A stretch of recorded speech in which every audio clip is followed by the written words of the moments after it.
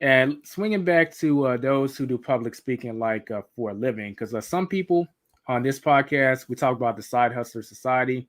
Some people want to remove the word side and just become a hustler and do something full time. So let's say in a world where they do want to become a public speaker, whatever they're talking about, they're extremely passionate about it. They want to impact lives. They want to make a living off of this. In your opinion, can someone make a living off of being a public speaker? Absolutely, Elijah. So here's the three principles that I abide by before I actually quit my job, because Mastertalk was a side hustle for 2.5 years until June of 2021, and I've been doing it full time since then, and I've replaced my income and more than since then. But here's my advice. Number one, make money before quitting.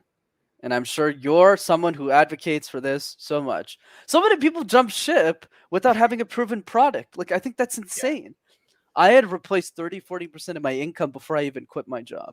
So I knew what I was doing was working. I just wasn't putting enough oil to the gasoline. Sorry, enough oil to the fire, because I was working 70, 80 hours a week at IBM because it was a demanding job. That's why they paid me a lot of money to do it.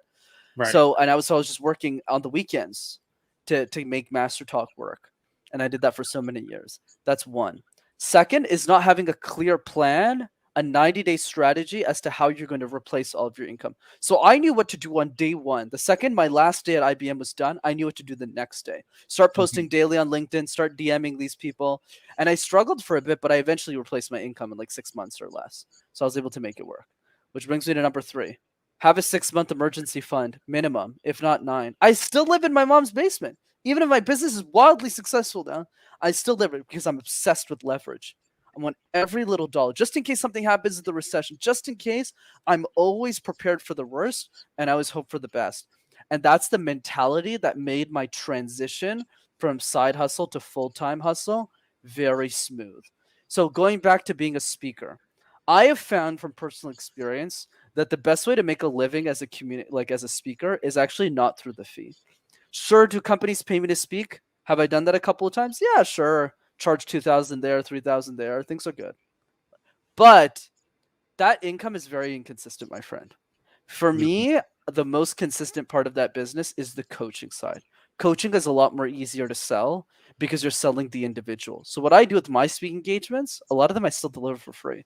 Because if I speak to 50 executives and 3 of them become clients, I'll make 10 grand in a day. So it's a lot Mhm. better for me to do it that way. So I'd encourage people to think about the product and service behind in the back end of that presentation versus just trying to make money off the presentation itself. Yeah, that's pretty common across the board. I mean, some speaking engagements will pay you some type of fee, but oftentimes people who do public speaking for a living, they do their presentation, they're speaking for free, but then they have a service or product that they're offering, which they make money off of. They may have funnels towards affiliate marketing that they make money off of. They may be able to leverage that content. They get permission from the venue to leverage that content. They put it on their YouTube channel. They make ad revenue off of it like that. I mean, there's several ways that they have to monetize that content that isn't directly getting paid to speak.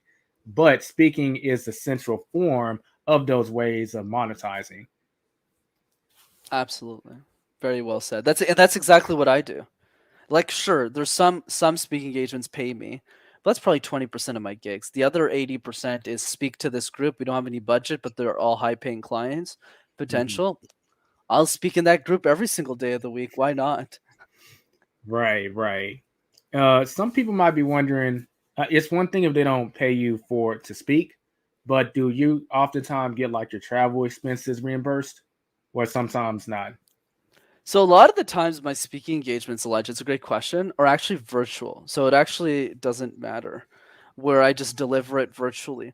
A lot of my in-person stuff I charge for, or else it's a waste of my time. Like I'll never fly out to Florida, let's say, and give a presentation where I'm not getting paid to do it, even if there's ideal clients, unless it's really worth it. And I still haven't done it yet in my career. Usually if I'm flying out, people are paying me to do that. So I would encourage people to do it online. I think that's the gift of the internet. Hmm.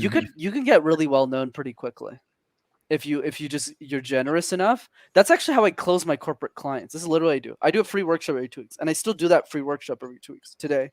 Like I still do it. And then what happens is when a corporate client reaches out and goes, hey, we're interested in working with you, but we don't know the quality of your work. I'm just like, you don't have to guess. Come to my next free training. They go, oh, you have a free training? I'm like the only speaker they're considering who has one.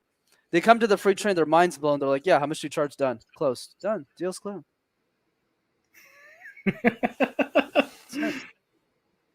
I love it. I love it. Sup everyone, y'all just watched a clip from one of the episodes of the Side Hustler Society podcast. If you want to check out the full episode, you can click on the link in the description right now or click on the video that's showing in the end screen. Don't forget to subscribe if you're new and hit that bell notification if you want to be notified when another episode drops, and a thumbs up on this video is very much appreciated. I'll catch you in the next one.